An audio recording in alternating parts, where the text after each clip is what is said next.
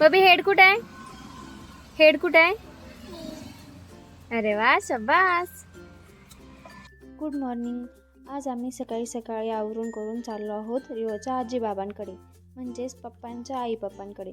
प्रवास लांबचा होता म्हणून मग आमचे रिओदा म्हातारे बाबा गाडीचा मुआयना करत होते.